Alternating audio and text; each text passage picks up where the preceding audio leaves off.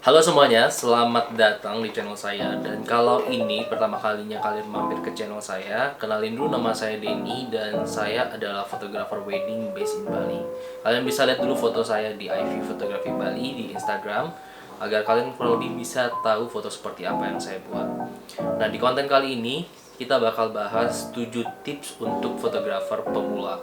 Sebelum kita bahas tips-tipsnya, kalau kalian suka dengan konten fotografi, pastiin subscribe channel ini karena kedepannya saya bakal banyak upload video yang berkaitan dengan fotografi, dari behind the scene video, tips untuk fotografi sendiri, dan juga review kamera. Jadi tungguin aja, support terus channel ini, dan kalian bisa share juga video ini ke teman-teman kalian yang mungkin baru belajar fotografi juga.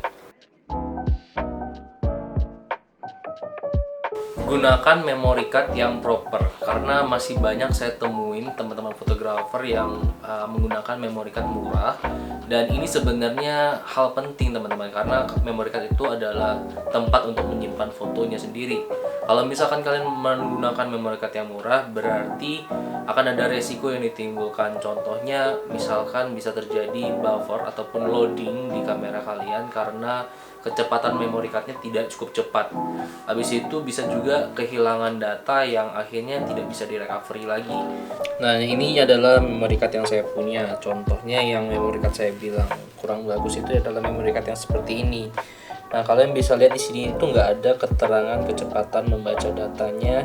Jadi kita nggak tahu berapa cepat sih sebenarnya memory card ini. Sedangkan seperti yang di sini itu dia punya 90 MB per second. Jadi kecepatan membacanya adalah 90 MB per second. Jadi yang bisa saya rekomendasikan adalah memory card yang seperti ini. Harganya juga nggak terlalu mahal sih. Nah, ada juga contoh memory card yang lain.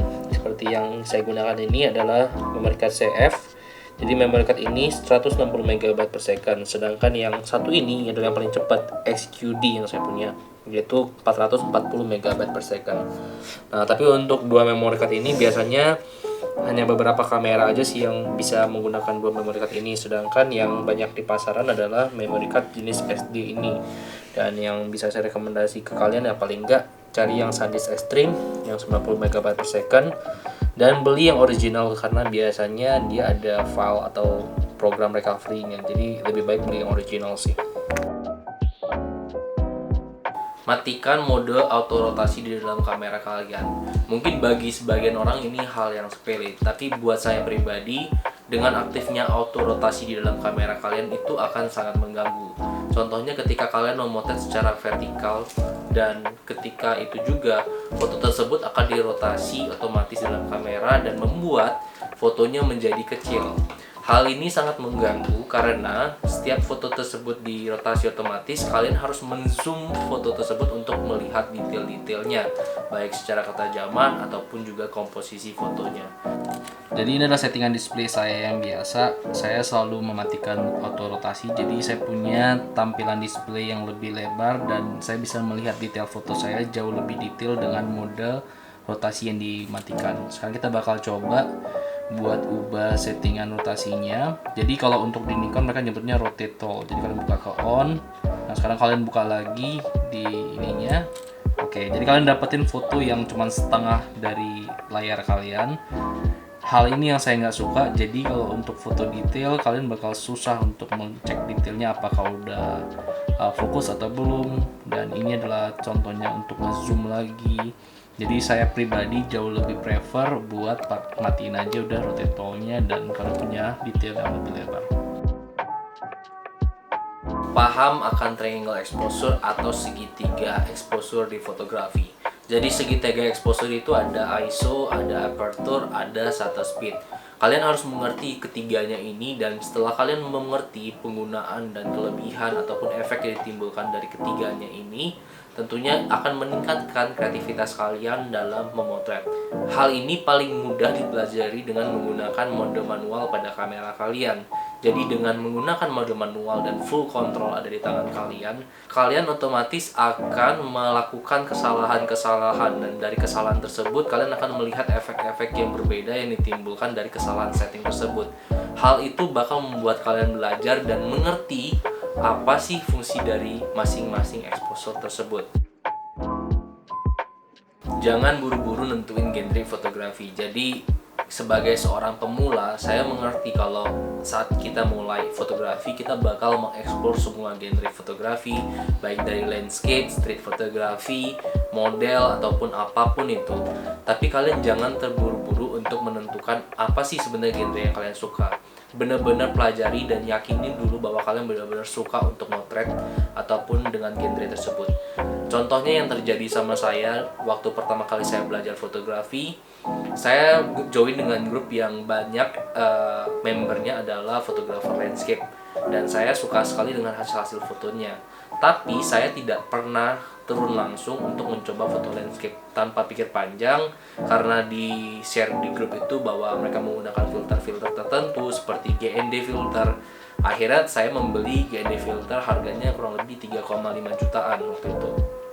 Tapi saya bukan tipikal orang yang senang bangun pagi, dan kadang-kadang saya nyobain beberapa kali untuk moto landscape dan datang ke lokasi pagi-pagi jam 5 pagi dan sunrise-nya tidak nongol dan segala macamnya. Jadi akhirnya saya tidak menggunakan alat itu sama sekali. Nah, dari pelajaran tersebut kalian juga harus hati-hati karena berbeda genre fotografi, berbeda alatnya. Contohnya makro fotografi, street fotografi punya alat yang berbeda. Jadi pastiin dulu, eksplorasi dulu yang mana yang benar-benar kalian suka, dan kalau kalian udah yakin baru beli alat-alat yang mendukung kegiatan genre fotografi tertentu. Kamera terbaik adalah kamera yang kalian kuasai. Jadi pastikan kalian mengenal kamera kalian lebih jauh, membongkar segala fitur yang ada di kamera tersebut, mengcustomize beberapa tombol yang memudahkan kalian untuk mengakses beberapa fitur yang ada di kamera tersebut. Dengan cara tersebut kalian punya respon refleks dengan situasi dan bakal memudahkan kalian banget saat melakukan pemotretan. Yang saya maksud dari mengenali kamera kalian adalah benar-benar bongkar semua fitur yang ada di sini. Contohnya fitur yang baru saja saya tahu dari kamera Fujifilm X100F ini, dia punya built-in ND filter. Jadi ND filter ini berfungsi buat saat kita potret siang hari dan shutter speednya kan nggak bisa tinggi-tinggi banget. Jadi dengan ND filter saya bisa dapetin bokeh yang lebih bagus dengan ND filter ini. Nah, lalu fitur lain yang cukup mengejutkan buat saya, ternyata di kamera ini punya digital lens converter. Jadi dia kayak bisa ngezoom gitu kurang lebih. Nah, ini contohnya. Tapi saya baru bisa menggunakan mode ini ketika saya menggunakan still image. Sedangkan ketika saya menggunakan continuous, saya tidak bisa menzoom lagi. Jadi kurang lebih itu yang harus kalian coba cari tahu di kamera kalian, apakah punya fitur-fitur tertentu. Nah, lalu untuk settingan yang saya bilang jadiin kamera kalian milik kalian sendiri adalah mengubah function settingnya. Jadi di sini kalian bisa ubah button-button di sini menjadi fungsi yang kalian nyaman. Contohnya di sini saya di bagian kanan saya mengganti white balance saya. Lalu di kiri saya mengatur fokus untuk jatuh di mata atau di wajah dari target saya. Nah, seperti itu adalah contoh gimana maksud saya untuk kalian setting kamera kalian menjadi milik kalian sendiri. Sekarang saya bakal coba demoin ke kalian apa sih yang saya maksud dengan fokus dan recompose atau AF lock. Jadi saya selalu menggunakan single point focus sekarang. Kalau dulu saya selalu menggunakan autofocus, tapi saya tidak bisa terlalu percaya dengan autofocus karena kadang-kadang kamera kita salah membaca titik terang ataupun gelap dari suatu objek sehingga fokusnya kadang-kadang miss. Contohnya harusnya fokus di mata, dia malah fokus ke daerah hidung. Nah, ya dengan single point focus ini yang biasa saya lakukan di zaman dulu adalah saya mencari komposisi fotonya, kemudian saya menggeser titik poinnya ke mata, tapi biasanya saya lakukan ini dengan objek yang still ya, atau objek yang diam. Lalu saya langsung jepret. Saya mendapatkan foto yang saya mau seperti itu di zaman dulu. Yang biasa saya lakuin sekarang adalah dengan cara memfokuskan objek terlebih dahulu, baru kita ubah komposisinya. Jadi dengan cara memfokuskan objek, kita tidak perlu lagi memindahkan titik poinnya, tapi kita fokus aja langsung ke matanya. Setelah fokus di mata, sekarang objeknya sudah terlock fokus dan kalian bisa ubah komposisi yang kalian mau. Caranya adalah dengan menahan fokusnya ini setengah. Jadi kalian jangan pencet habis, jadi pencetnya setengah aja, dia bakal ngunci fokus. Contohnya yang saya lakukan saat di pemotretan wedding, saya bakal pencet setengah, saya ubah komposisi, kemudian dapetin fokus yang saya mau, saya pencet lagi setengah, saya ubah komposisi, saya dapetin objek yang mau. Jadi dengan cara yang saya lakukan ini itu bakal mempercepat kerja saya, karena saya tidak perlu lagi mindahin titik fokus dan saya bisa percaya bahwa fokusnya udah tepat di mata. Yang perlu kalian ingat adalah repetisi, repetisi, dan repetisi. Karena hanya dengan repetisi tersebut kalian bakal jadi fotografer yang lebih matang.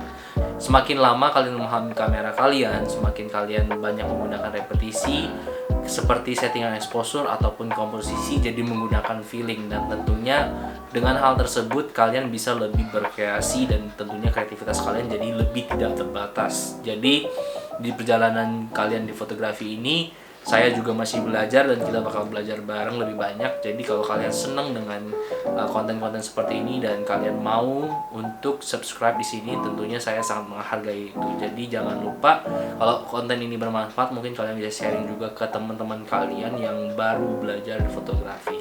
Terima kasih sudah meluangkan waktu buat nonton. Semoga konten berikutnya juga jauh lebih menarik buat kalian.